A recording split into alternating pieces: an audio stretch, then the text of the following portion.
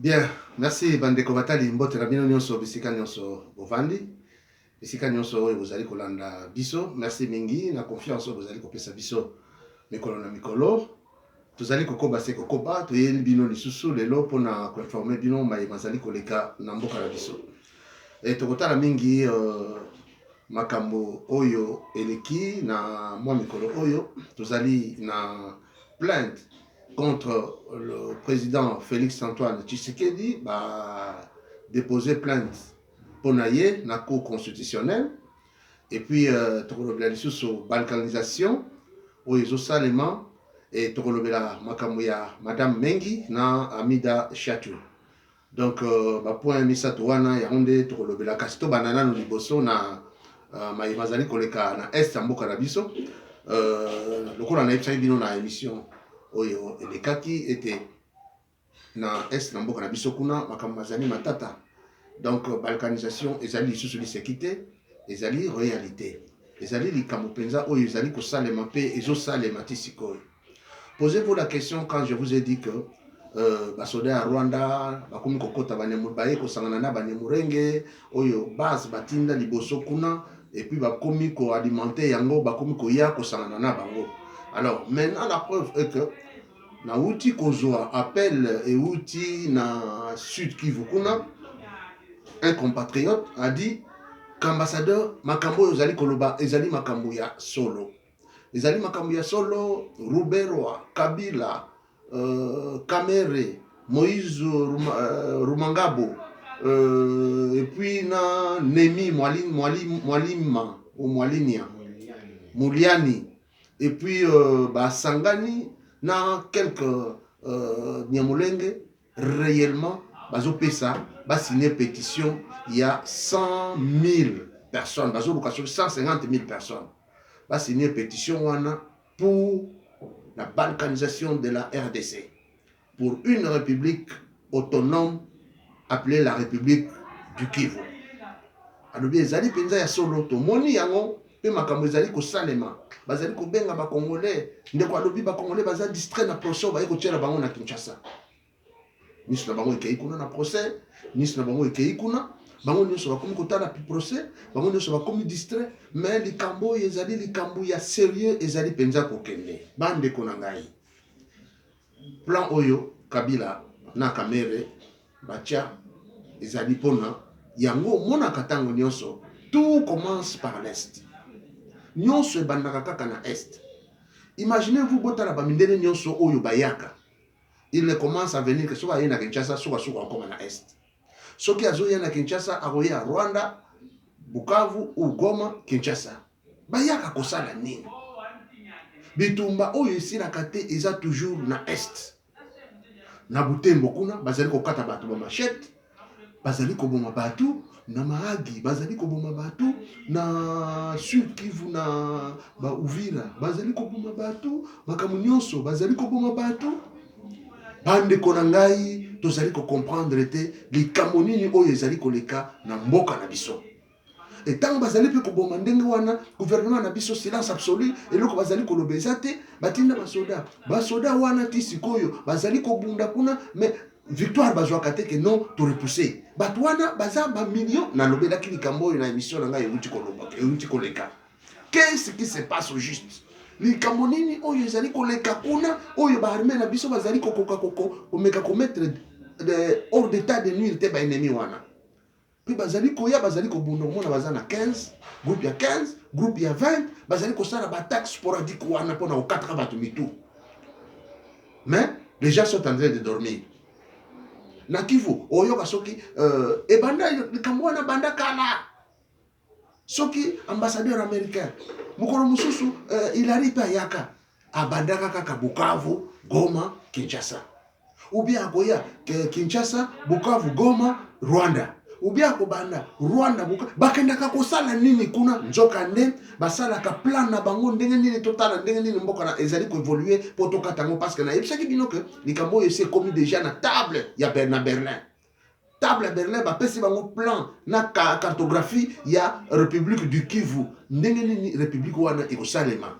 cartographie et c'est salami parce que bapesa bloc wana nyoso bato bazali kuna na kati. Écoutez, je vais vous montrer, je vais vous dire quelque chose. D'abord na osenga bino boli monsieur tango tozali koloba kenacha ba image on a na plateau mais Regina nga ezali na tozana ba mixeur penza ya malamu te oyo ekoki mbala moko soki na lobi ndenge wana etia tantôt réalisateur azali kokutana na problème makasi pona kolekisa ba image ezali kosala te tantôt ezo bloqué tantôt donc toujours travailler na ba moyen difficile mais juste pona kopesa bino information juste tozali kobunda bolimbisanga ntango nazali koloba soki ezalaka malamu nini table na biso ezalaka malamu nakokai kolakisa bino na carte ndenge ezali na drapeau na bango bokokai komona yango tozobunda mpo eloko wana ezala réel tozobunda mpo tosala bino mosala.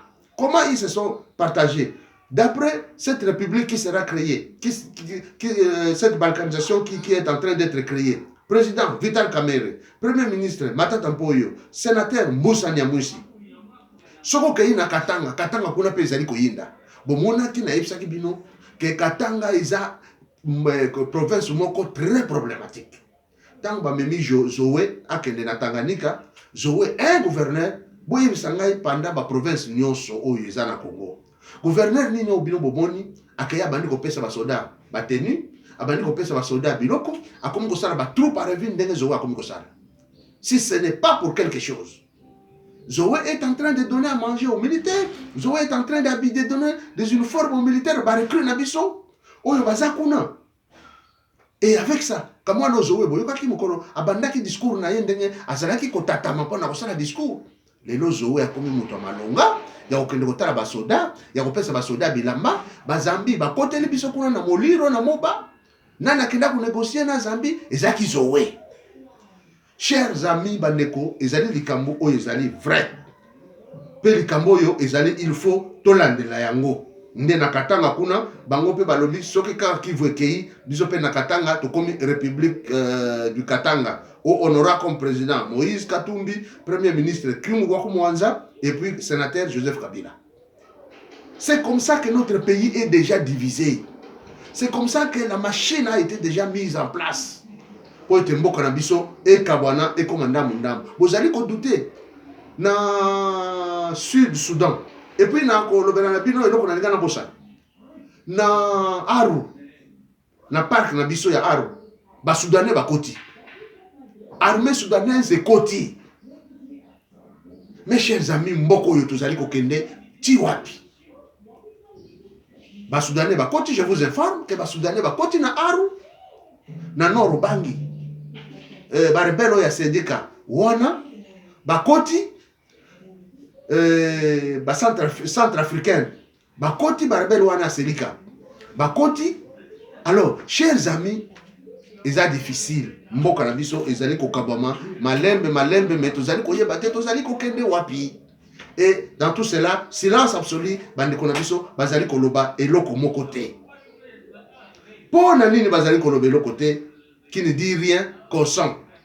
Kabila zana plan yaki pona mboka na biso. Po akabola mboka na biso. Ndambu. Ne plan ya Kabila yango wana na Banyamulenge ba Rwandais oyo bokomisaki bandeko na biso. Voilà poto lobela moke na maye bazali koleka na mboka na biso parce que tango ba mboka mosusu ezali kokota ndambu koto bazui ba Zambie bazui na Aru kuna na Nord kuna ba Soudanais bazui na Sud Kivu ba Rwandais bakoti na Nord Kivu ba Burundais Ougandais bazali kokota. Donc biloko wana nyonso ezali agression militaire. Oyo, un chef de l'État devrait prendre une décision directement. Il faut akende koyebisa Sénat na assemblée bazwa décision oyo ezali décision immédiate pour que batina ba militaire bakende kosala offensive comme ça bato wana na kati ya mboka na biso. Mais et pas na biso, ça ne se fait pas comme ça. Nyonso ezali calme ti sikoyo ba soda bazana bango kona ba fandi.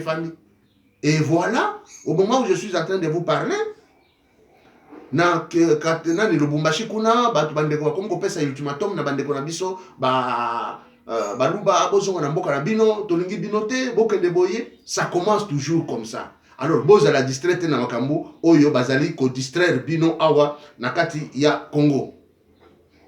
Deuxièmement, tu allez colober les cambo oyo, il y a détournement. Les cambo détournement, ils ont comme ça, moutounionso. Ils ont comme ça, moutounionso. Parce que pendant que le pays est comme une turpitude, il y a ba armée étrangère na mboka na biso. Na Kinshasa, malade ekoti. Na Kinshasa, détournement ekoti.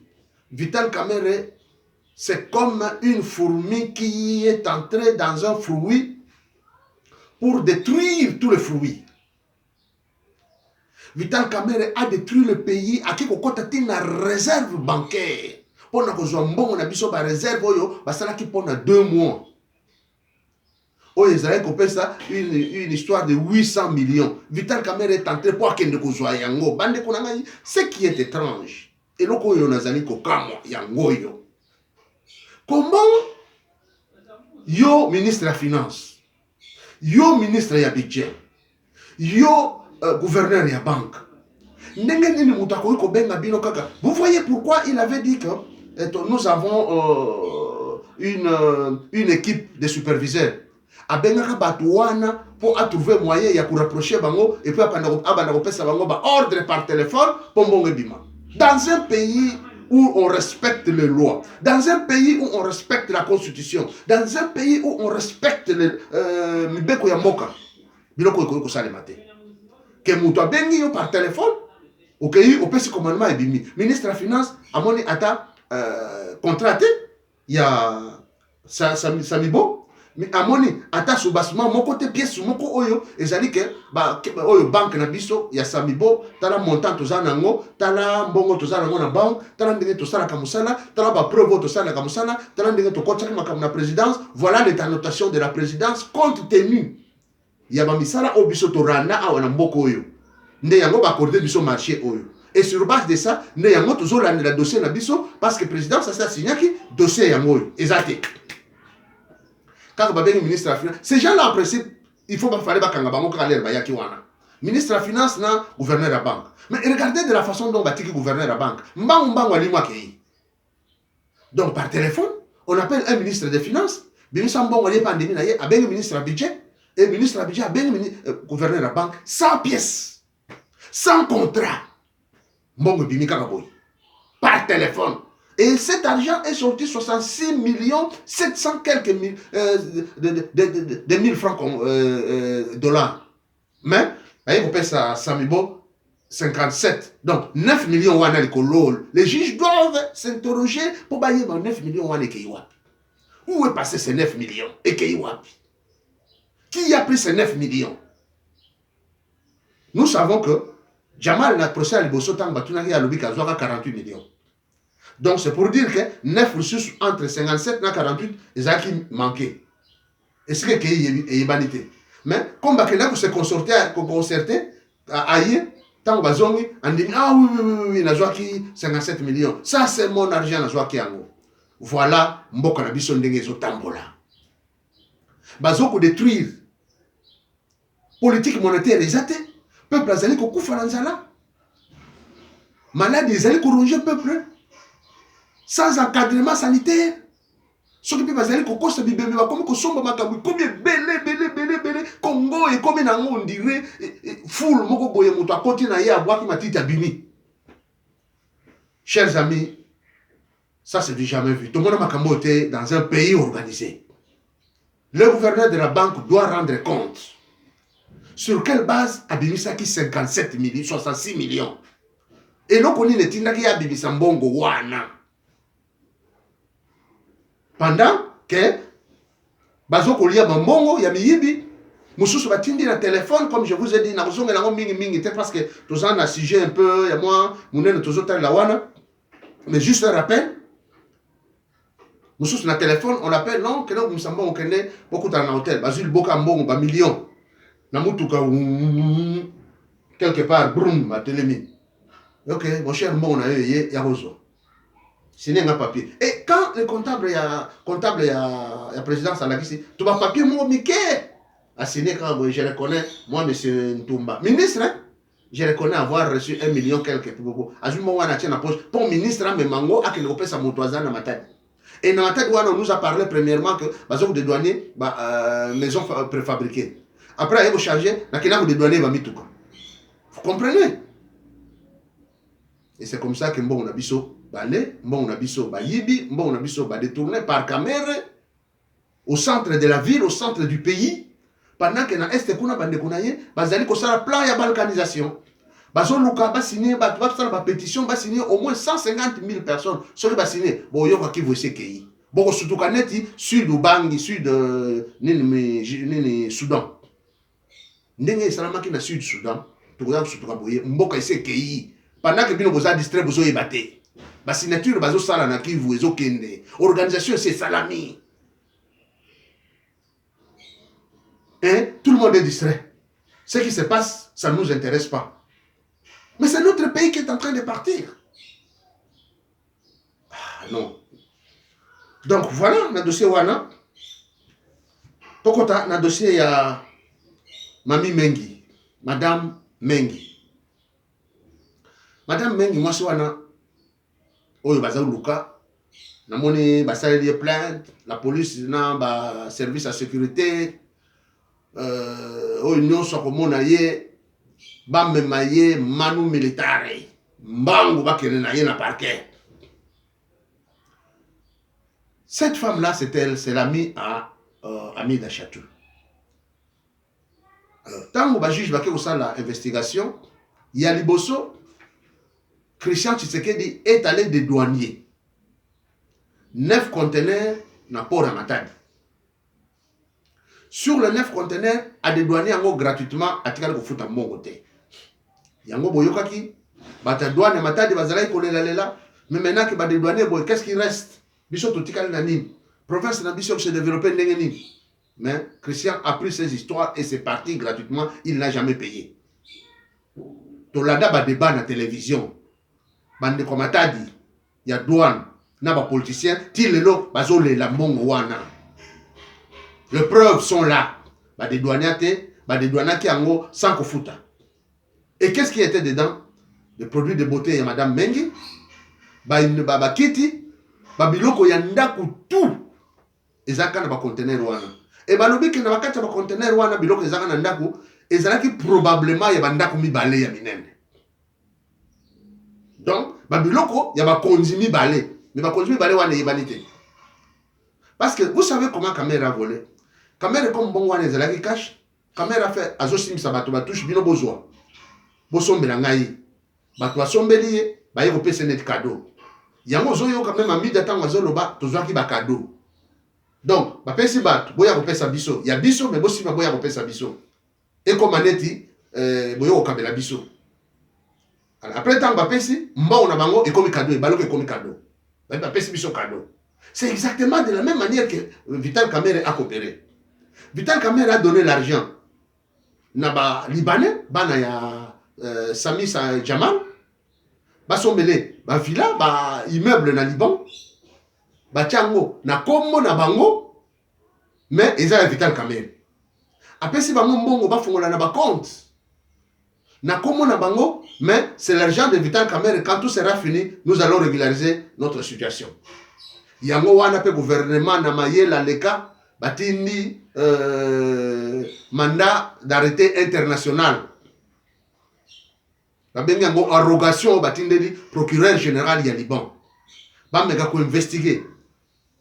Bandaku oyo bango basombi kuna, babiloko oyo bango basombi kuna, bomonaki vidéo oyo ezotambola masaro na jeep net ya Kabila. Un pauvre garçon qui travaille dans le ministère ya Sonas, alobi azali coopérant, a sommi voiture, na valeur ya plus d'1 million de dollars. Yango moni Kabila zotambola sur na voiture wana te, po amoni voiture yango ekomi wenze. Na masaro ake kosomba voiture ya plus d'1 million de dollars. Asombi ndako, bomoni ndako wana asombi kabakata ya ndako. Eza te ke ndako oyo bazoloba bapesi Soraya te, eza na ndako mosusu ebele basombi na Kinshasa. Il y a plus d'1 million. Mosusu plus de 6 et il y a mosusu plus de 650 000 dollars. Donc basali ba biloko wana tozwa topesa pesa na bato ekoma neti ya bango yango Masara alobaki ngai nayebaki na ngai likambo wana te ntango bapesi ngai nakeka mbala moko namoni akabeli nga yo so mona moto aye akabeli yo lopango donc yo ozokipe na yo te olobi oke tikala kotyanga kombo ya sore yanga na kenanga so omona makambo wana esalema wapi. Ça ne se passe pas comme ça eza lokuta. Donc ezali biloko oyo kamere apesa na bato wana basimba après ekoma neti bazopese na cadeau. C'est exactement ça. C'est de la même manière que Amida Passalaki. Azui mbongo na ye ake kotia na compte ya madame Mengi po baye ko découvrir na compte ya madame Mengi des millions eza kuna. Baye ko découvrir la somba ba concession parcellaire ya minene, c'est-à-dire ba concession na ba ferme. Madame wana salaka musala nini? Oye kotseli mbongo de 2012 à 2019 compte ezalaki empty vide. Mais soudain compte comme ba millions, comme ko so ba parcelle, comme ko so ba concession, comme ko so ba ferme. Na bandako ba somi na Kinshasa. Avec l'argent. Voilà la raison il y a arrestation ya Mwasiwana. Mwasiwana azali clé. C'est comme ça qu'Amida a joué de cette femme. Yango tango batunaki Amida. Amida lobi non na ebi Mwasiwana te Mwasiwana ya kana ndako na juste soki to ça sa fête na bengi na tikala okena pe na ndako na ete. Mutuloko la Amida ke na ndako na ete. Bomonaki mwasi ya wera son. Tango azono bake Amida za muninga na ngai Amida teka ka pilipili mbongo ya pilipili okoko soma immeuble. Pilipili kaka pilipili ya rouge wana.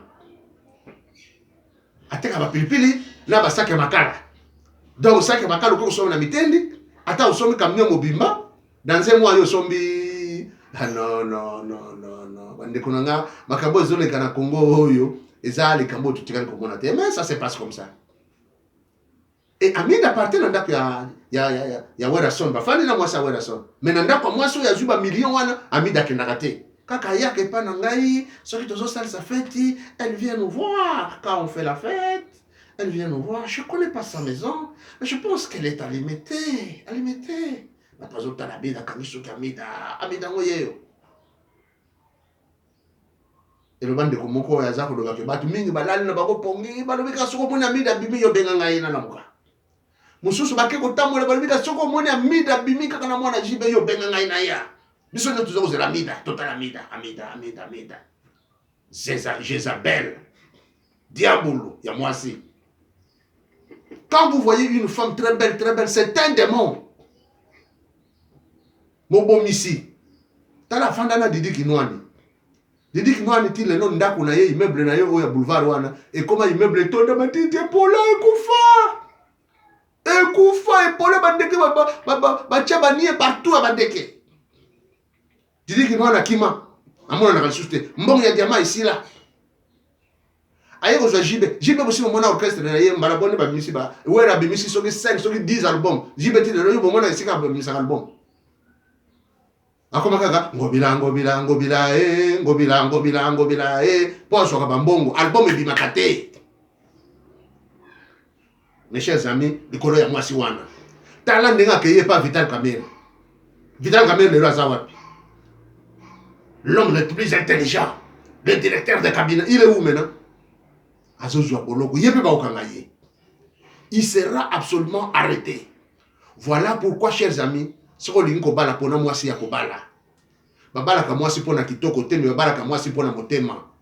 une femme qui peut t'aider, une femme qui te respecte, une femme qui te donne des éloges, une femme qui sait mettre l'homme à sa place, une femme qui sait qu'attendre l'autre amis, l'obit tout kozoa.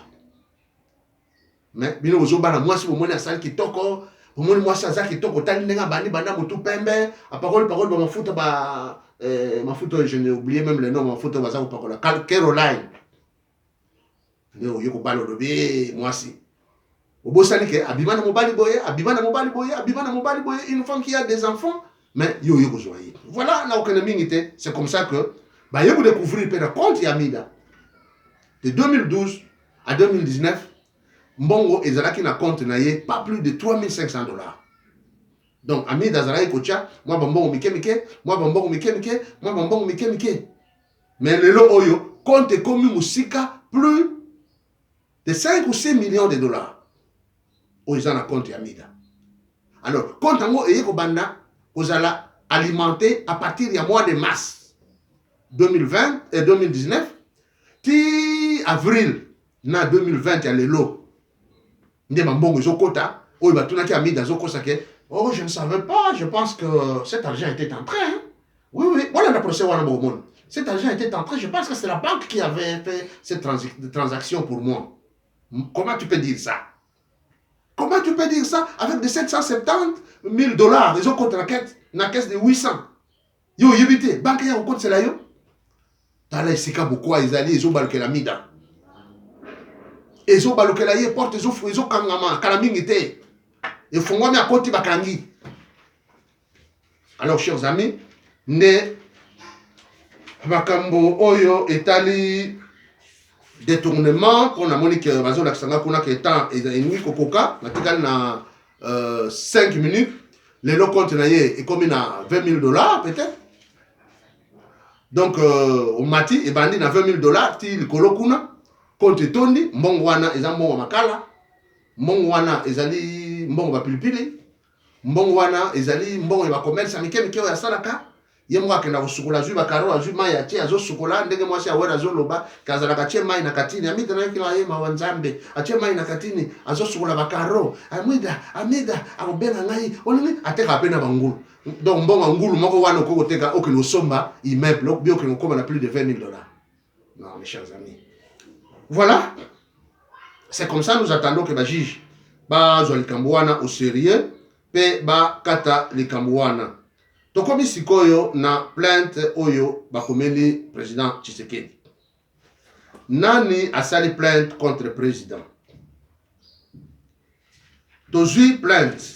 Malheureusement, c'est comme je vous ai dit, surtout dans la machine à bien, tolinga pour l'exabino plainte ango, ezali, tozan ango, ezali, je vais vous lire ça, mais mingi mususwana na utanga ngote, mais eza ebele.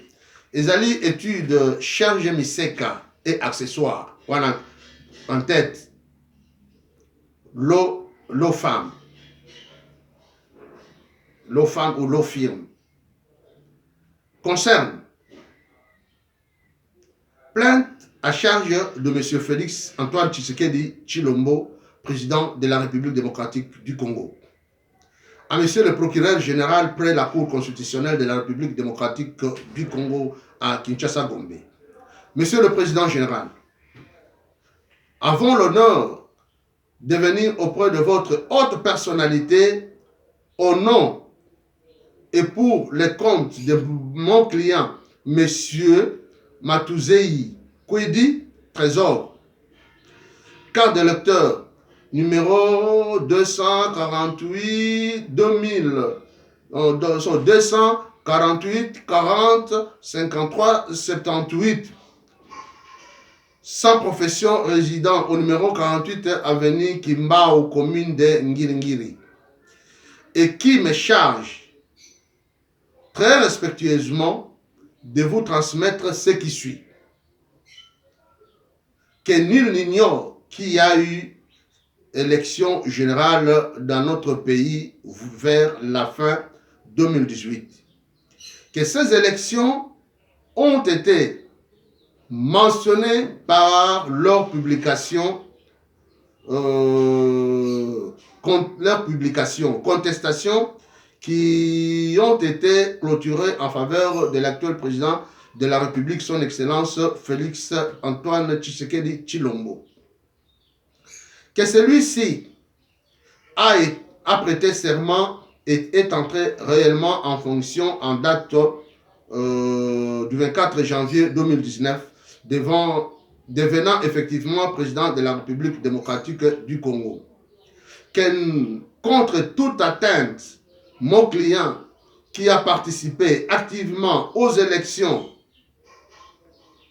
en usant ses droits civiques et politiques a été surpris par le comportement de l'actuel président de la République, lequel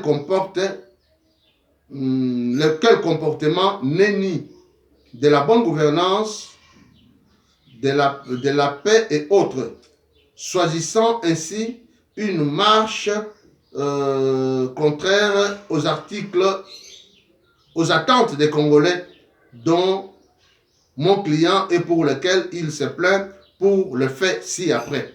Bon, Bafé Isaïe Belé, hein? Bafé Isaïe Belé, je regrette pour ne pas vous montrer cela, mais j'ai ça dans mon téléphone, Ezali Wana. Ezali Wana Nyon, c'est dans le téléphone, beaucoup mon angon de Ezali, Isaïe Belé. Ça y est là. Ça y est là. Ezali Wana. Il y a bon Wana. Beaucoup mon angon, Ezali Wana, Ezali Belé, Bafé Ezali Belé. Mais je vais vous lire seulement quelques faits. Oyo na Uchikotanga. Bazo Funa, Félix Tshisekedi Tshilombo pour trahison. Bazo Fundaye, violation de la Constitution et le fonctionnement d'un état de droit, avoir mis un programme de 100 jours alors qu'il n'y avait pas d'urgence. Bazo Fundaye, entrée Yaba armée étrangère, rwandaise, zambienne et autres, sans prendre une décision imposante suite à cette invasion militaire, il est poursuivable pour haute trahison. Cinquième, bazo fundaye, natanga bino parce que oyo izana ngo penza mingité, izana se awa. Cinquième, avoir à partir du 24 janvier 2019 période non encore convertie par la prescription de faire le suivi de son programme, de son propre programme dit de 100 jours. Que cette obtention par le président de la République est coupable et intentionnelle, avec circonstances aggravantes, car cette situation a remis le pays en péril,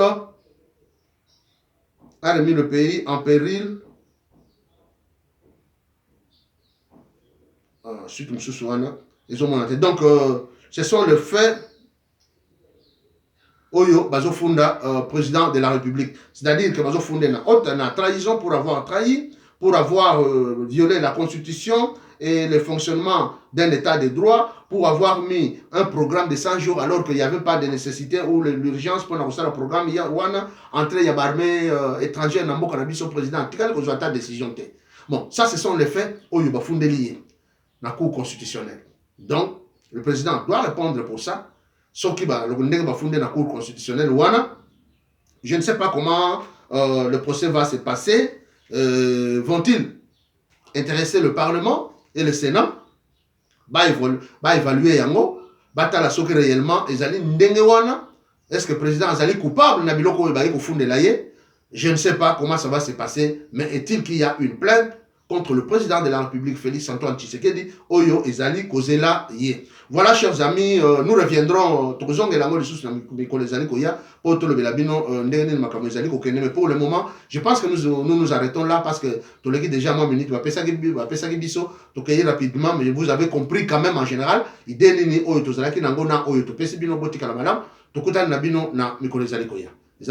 ambassadeur Bali Bango. À la prochaine. Merci.